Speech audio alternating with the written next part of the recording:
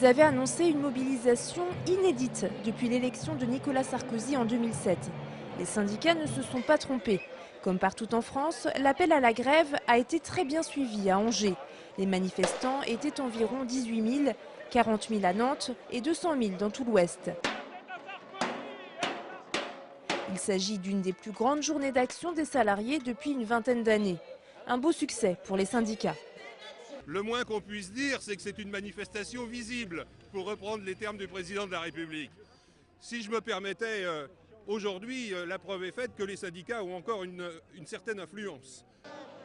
La défense de l'emploi, du pouvoir d'achat et des services publics étaient les principaux mots d'ordre de cette journée organisée par l'intersyndicale.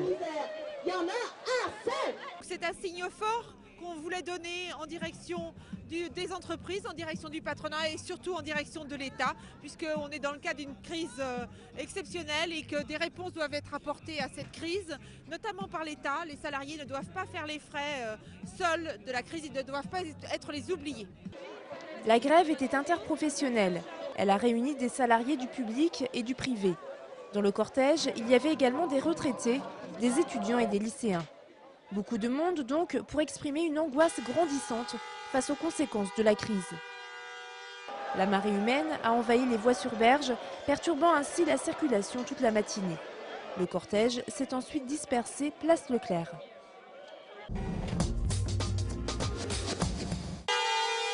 C'est plutôt inhabituel, les salariés du privé étaient très nombreux aujourd'hui dans la rue. Mobilisation sous forme de cris d'alarme. Votre voyou! Les futurs licenciés des fonderies de Lotion au Pont de C, peut-être parmi les premières victimes en Anjou de cette crise qui fait si peur. 89 personnes qui savent déjà qu'elles ont perdu leur emploi. C'est le baroud d'honneur puisque bon, l'entreprise va fermer en fin de semaine. Donc, puis c'est aussi notre façon d'exprimer notre colère vis-à-vis des patrons voyous qui nous ont pillés pendant un an et qui nous foutent aujourd'hui à la rue. Il y en a assez de cette société-là! La crise économique et ses menaces sur l'emploi, c'est bien sûr la source de toutes les inquiétudes. Et les revendications se déclinent tout azimut dans le secteur des services et du commerce, par exemple. Les bas salaires, les inégalités sociales, et le temps de travail, les contrats, et le dimanche bien sûr, et les jours fériés, pour tout en fait. Un ras-le-bol général qui se concentre sur les questions de pouvoir d'achat. Il y a une exaspération totale sur les salaires. On se sent floué, il y a de l'argent pour les banques, il y a de l'argent pour les exonérations de taxes pour les employeurs, mais il n'y a pas d'argent pour nous salariés.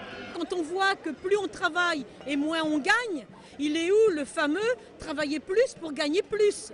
Et là, je crois qu'il faut qu'on arrête de leurrer les gens en leur disant travaillez plus, vous gagnerez plus. C'est pas vrai, parce qu'on refuse de baisser les dividendes des actionnaires d'une façon générale.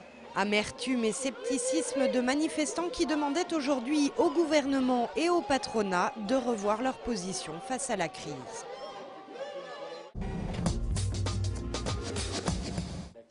C'est la dernière mauvaise nouvelle en date pour l'économie angevine. Ce matin, lors d'un comité d'entreprise, les responsables de l'usine Zac System implantée à Avrier ont en effet annoncé la suppression de 60 emplois.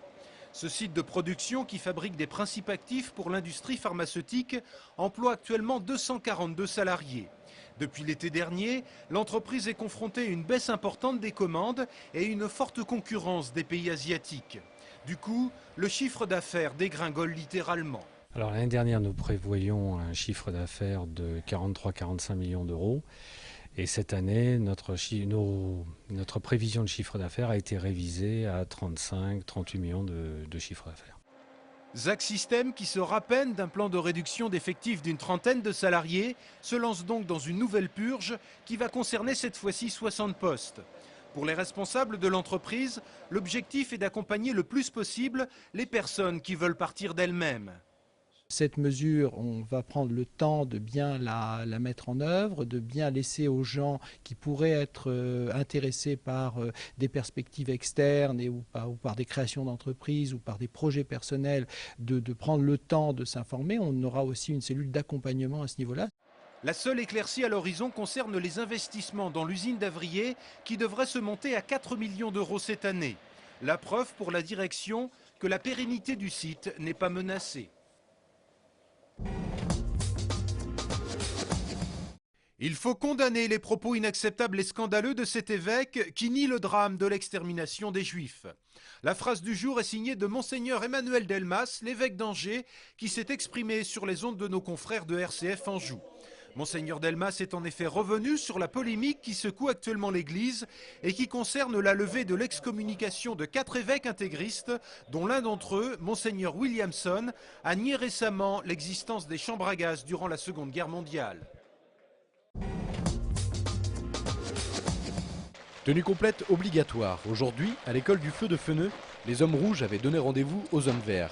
En cas de risque nucléaire, biologique ou chimique, les sapeurs-pompiers du SDIS 49 et le 2e régiment des dragons de Fontevraud sont habilités à intervenir. Aujourd'hui, les 2 corps s'associent pour mettre en commun leur savoir-faire. Les dragons vont former les pompiers sur certains aspects et les pompiers vont former les dragons sur certains aspects. Parce qu'on a des savoir-faire qui ne sont pas les mêmes, on a des retours d'expérience qui ne sont pas les mêmes et ça va permettre d'enrichir et d'améliorer encore l'efficacité opérationnelle des 2 unités, civiles et militaires. Les autorités ont donc pu apprécier les équipements, celui des pompiers. Bon mais ils n'ont pas fait la route depuis Cholet jusqu'à Angers dans la tenue. Ils les avaient autorisés à la mettre que maintenant. Et celui des dragons. Au-delà du déballage matériel, cette coopération servira de formation pour les forces militaires et civiles.